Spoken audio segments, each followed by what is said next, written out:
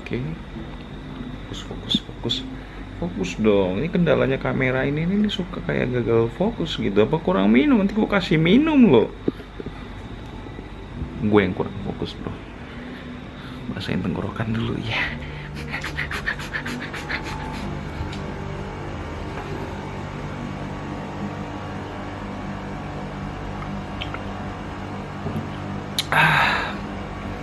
Gue mau opening nih. Assalamualaikum warahmatullahi wabarakatuh.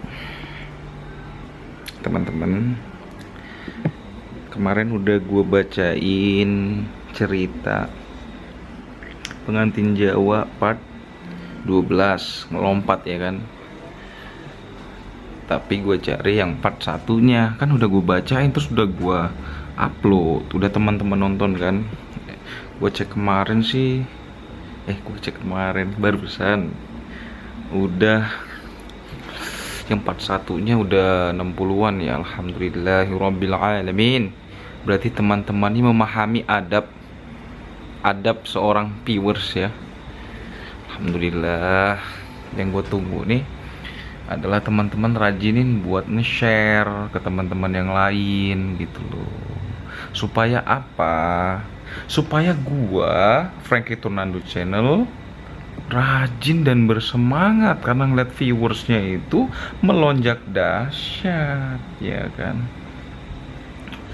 Dan sekarang gua akan bacakan yang part 2.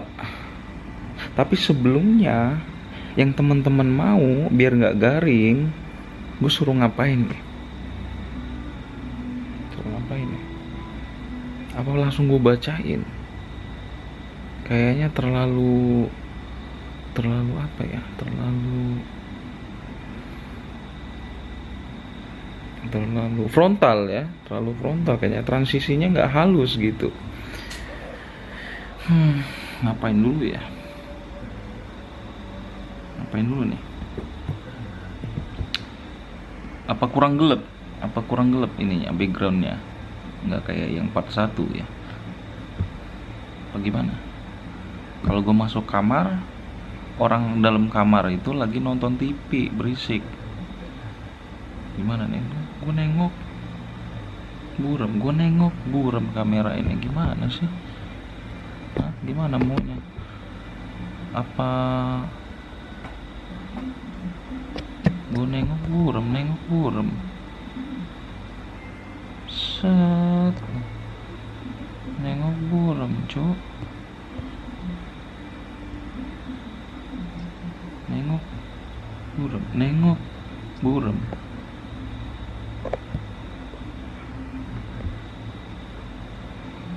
nengok lagi buram lagi. Enggak sih ya, gimana maunya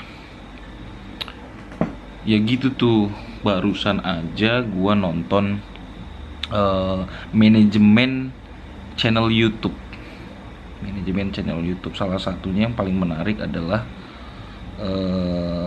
kenapa sih kok viewers di channel gue ini sedikit banget? Kenapa nih? Yang pertama, gue nggak konsisten uploadnya ya kan. Sebulan sekali, 2 minggu sekali, 3 minggu sekali. Terus nguploadnya juga macem-macem ya kan, nggak satu warna gitu loh. Karena gue nganggapnya channel gue ini ya yang penting upload. Nggak, setelah gue pelajarin, lu itu harus konsisten. Seminggu nggak boleh kosong ya. Kalau lo mau sukses nge-YouTube nggak boleh kosong seminggu, kan buram lagi. Lu harus konsisten, seminggu nggak boleh kosong. Frankie Turnando buram lagi cuk. Lu harus konsisten. Aduh cuk, mana nih cuk? Fokus udah oke. Gini aja ya, nggak boleh kosong, lu harus konsisten ya. Tirit, buram lagi. Anda jangan buram, Anda nggak boleh buram. Anda nggak boleh buram. Buram, Cok. Anda nggak boleh buram, Anda harus fokus. Oke. Jadi nggak boleh kosong ya. Nah terus harus satu warna gitu loh. Artinya channel lo ini harus, kalau di otomotif ya harus bahas otomotif ya, supaya apa, saat channel otomotif ini ngebahas vlog, ngebahas reaction, viewersnya bakal drop, dan itu beneran drop, bakal kayak hilang gitu kan lu, viewersnya down. Bener nggak? Bener ya, rata-rata begitu. Itu yang gue bahas dari channelnya siapa ya, yang gue tonton dari channelnya siapa tuh ya. Jadi harus satu warna. Dan karena apa ya, gue tuh sambil nyari passion gue di mana, basic gue nih di mana sih yang lebih cocok menurut gue. Ternyata karena gue nih orangnya susah, ada kesulitan untuk membuat bahan konten ya kan. Terus gue butuh buddy, butuh temen buat ngasih masukan ke gue, nge-support gue. Itu nggak dapet temennya ya kan. Akhirnya gue menemukan kemudahan di konten bacain cerita horor, karena gue cukup ngebaca, terus gue memberikan reaksi dari apa yang gue baca, selesai. Itu aja sih.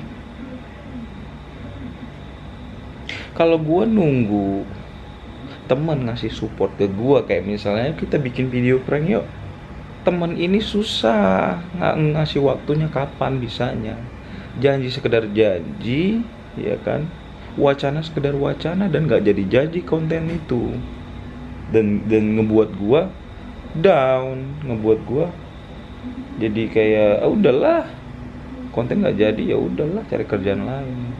Dan dan channel gue ini ya terbengkalai begitu. Terus udah cari teman yang lain lagi, yuk kita bikin video yang ini yuk. Ya udah begitu terus, wacana aja, dan itu nggak jadi channelnya, kontennya begitu.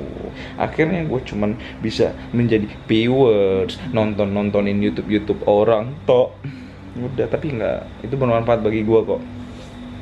Gue jadi dapat ilmu, terus mentransfer orang itu, channel itu mentransfer ilmu ke gue tampung, dan akhirnya yang ya begini seperti Anda tonton inilah ya, apa yang udah gue tontonin gitu teman-teman.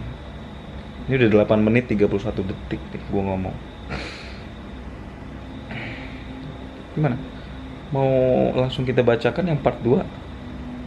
Oke. Let's go. Gue nggak ada musik ya, musik yang horor itu nggak ada. Biasanya gue kasih musik itu potongan footage-nya ya, video-video potongannya, terus gue share ke WhatsApp, gue share ke Facebook gitu kan, ke Instagram gue lagi nggak bisa login karena harus ada otorisasi otorisasi dari nomor telepon kayak begitu. Dan berhubung nomor telepon gua hilang, jadi gua harus bikin nomor teleponnya lagi. Ya udah deh, jadi ya gua tunggu aja, gak masalah. Insya Allah gua bisa login lagi ke Instagram gua. Oke teman-teman, kita langsung aja ke pengantin Jawa ya, pengantin Jawa part 2. Judulnya Alasan Kanti Dipasung. Alasan Kanti dipasung ini, oke. Pintu itu terhenti bergetar. Suara Kanti juga tidak lagi terdengar. Ki Suratman kembali duduk di hadapan kedua mempelai.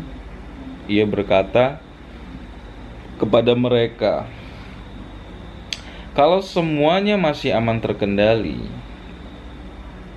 ulang.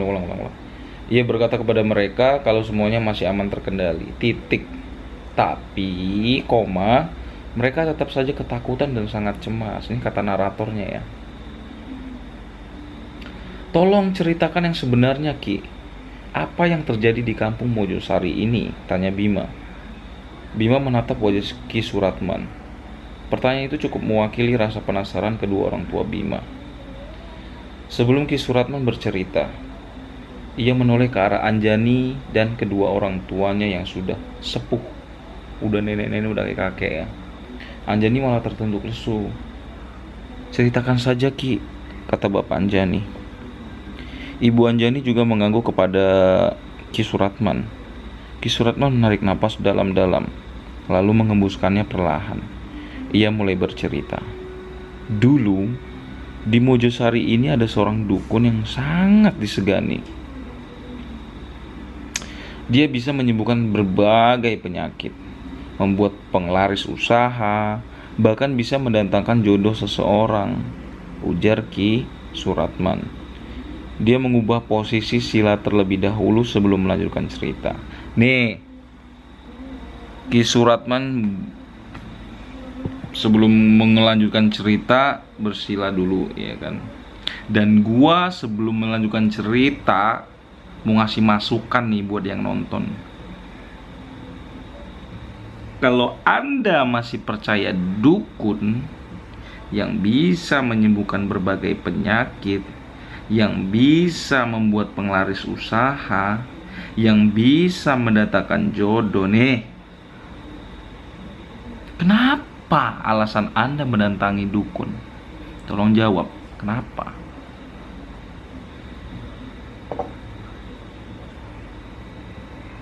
Padahal Anda dengan berbagai keluhan Anda, ya, berbagai keluhan Anda bisa adukan ke Tuhan Anda langsung, ke Allah langsung. Sekalipun sendal jepit Anda putus, Anda minta yang baru tuh langsung ke Allah. Kenapa Anda masih mendatangi dukun? Yang jelas-jelas itu adalah partnernya jin. Ya, di dunia ini cuma ada dua golongan. Golongan setan, golongan Allah. Nggak ada golongan lain. Artinya kalau Anda mendatangi dukun, Anda termasuk golongan setan. Ya, ingat Anda. Nggak apa-apa, bukan maksudnya nggak apa-apa, nggak apa-apa. Maksudnya kalau Anda tuh udah nggak sholat, Anda udah nggak baik, artinya Anda mabuk-mabukan, Anda ke diskotik, Anda ke dunia hitam, ya kan, maksudnya pergaulan Anda tuh nggak beres. Ditambah Anda mendatangi dukun, sudahlah, ya ampun. Syirik Anda tuh syirik, bos. Lakukanlah apapun itu ya, kecuali syirik. Ini dari saya ya. Kalau Anda dapat dari riwayat yang lain terserah. Dari saya pribadi, dari apa yang saya ketahui, Anda jangan syirik. Oke. Saya nggak setuju itu. Dan saya sangat menentang itu ya. Saya tanggepin lagi. Oke. Lalu Ki, tanya ayah Bima penasaran. Ki Suratman menarik nafas. Sayangnya dukun itu malah melakukan ritual terlarang yang menyebabkan kampung kami dikutuk. Ritual apa, Ki? Tanya Bima. Muji setan, jawab Ki Suratman. Itu ritual untuk apa, Ki? Bima semakin penasaran. Awet muda. Dukun itu percaya dengan janji-janji setan dan ingin hidup abadi. Akibatnya kampung kami terkutuk. Setiap ada orang kampung Mojosari yang menikah, Beberapa hari kemudian salah satu mempelai pasti akan mati. Kami coba untuk melangsungkan pernikahan di luar Mojosari, tapi tetap aja sama. Salah satu mempelai pasti mati. Entah itu sakit atau kecelakaan, jelas Ki Suratman. Batalkan saja pernikahan ini, Ki. Bima ayo kita pulang. Mendengar cerita Ki Suratman, ayah Bima langsung menarik lengan anaknya. Ceraikan istrimu malam ini juga, tambah ibu Bima. Anjani tertunduk sambil menangis sesenggukan di pelukan kedua orang tuanya. Yang dia takutkan ternyata terjadi dari awal. Anjani sengaja tidak memberitahu Bima soal rahasia kampung Mojosari. Ia takut Bima tidak mau menikahinya. Enggak bu, aku udah terlanjur sayang sama Anjani, tutur Bima. Ia menatap ibunya dalam-dalam. Cari perempuan lain saja. Ini kampung setan, nanti kamu celaka, bentak ayah Bima. Cukup. Ki Suratman berdiri. Wajahnya penuh emosi. Itu membuat semua orang di ruangan itu terdiam dan hanya menyisakan suara tangis Anjani. Kedua orang tua Anjani tidak banyak cakap karena mereka sudah sangat tua. Mojosari bukan kampung setan. Kalau kalian tidak mau menikahkan anak kalian dengan Anjani, ya silakan, ceraikan. Tapi ingat, Bima sudah pernah melakukan akad dengan orang Mojosari. Dan aku akan lepas tangan kalau nanti ada hal buruk yang menimpa anak kalian, ujar. Tadi kameranya mati bro, sorry. Karena ini cuma 15 menit begitu ya kameranya. Dan gue setting ya nggak ada yang sampai 1 jam. Nggak tahu nih, nggak ada opsinya begitu. Tadi saya mana? Ujar Ki Suratman.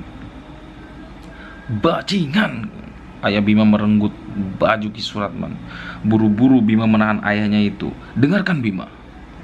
Ayah. Nada suara Bima. Dengarkan Bima, ayah. Dengarkan Bima, ayah.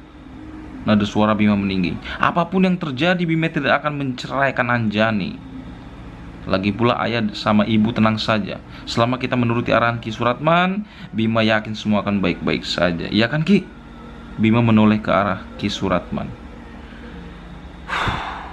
Bentar.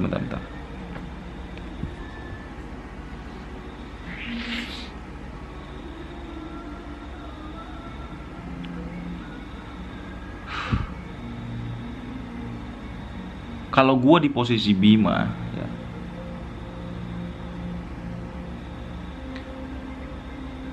dari awal mau akad aja gue nggak bakal mau ikutin ritual begitu. Dan kalau gue di posisi Anjani juga nggak bakal mau ngikutin ritual itu. Goblok, itu aja. Itu bodoh, goblok itu muter-muter gitu aja pokoknya. Intinya goblok bodoh. Mau ada apa ya? Mau ada ditakut-takutin orang, nggak takut ngapain? Posisi kita sebagai manusia itu di atas kesempurnaan. Kita ini udah sempurna di atas segala makhluk, bro. Bima, Anjani, dari awal aja udah goblok lo, ya.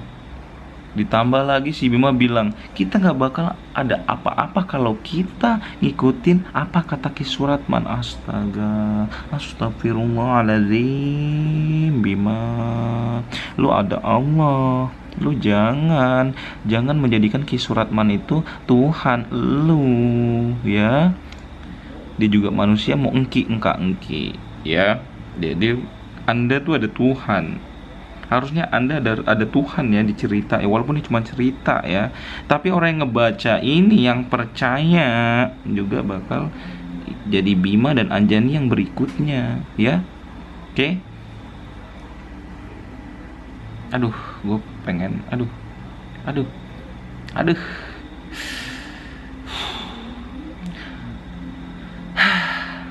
Dengan tenang Ki Suratman menganggukkan kepalanya. Ceritaku belum selesai, kalian sudah marah saja. Dengarkan dulu sampai selesai. Ki Suratman kembali duduk sila. Kalian semua, aduh kesel gua. Ngerokok dulu.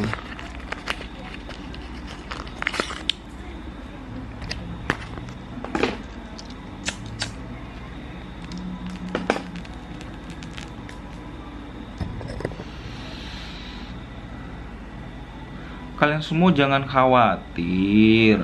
Selama kita melakukan ritual pernikahan ini dengan benar, aku yakin kedua mempelai akan baik-baik saja. Ayah Bima mengatur napasnya. Ia sebisa mungkin menahan emosi. Ia lalu bertanya kepada si Ratman soal dukun yang membuat petaka kampung Mojosari. Di mana dukun itu sekarang? Ki Suratman menoleh ke arah kamar Kak Kanti. Ia lalu berkata dengan perlahan, dukun itu adalah Kanti. Ia ada di dalam kamar itu, tunjuk Ki Suratman. Kalau memang dia dukunnya, kenapa warga kampung ini tidak langsung membunuhnya saja? Semakin lama semakin banyak pertanyaan yang bermunculan di kepala Bima. Kalau kami membunuhnya, kami khawatir Kanti malah jadi setan dan meneror warga kampung. Jadinya kami biarkan dia hidup dan kami pasung agar dia tidak bertindak macam-macam. Jelas Ki Suratman. Tidak lama setelah Ki Suratman berbicara, terdengar suara derit balok kayu seperti diseret, disusul dengan suara ketukan dari dalam pintu kamar Kanti. Sebaiknya kita pergi dari gubuk ini, saran Ki Suratman. Kedua orang tua Bima keluar lebih dulu dari gubuk itu tanpa berkata apapun kepada anaknya Bima. Kepada anaknya. Bima, Anjani, dan kedua orang tuanya menyusul dari belakang dan Ki Suratman yang paling terakhir keluar dari gubuk.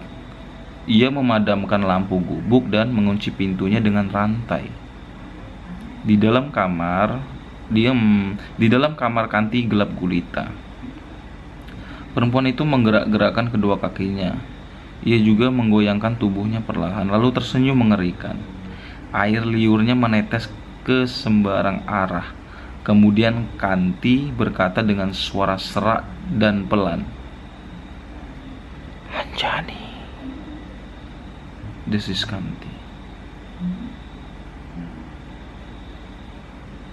Selesai.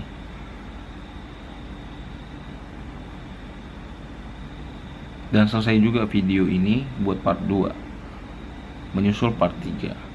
Oke? Share.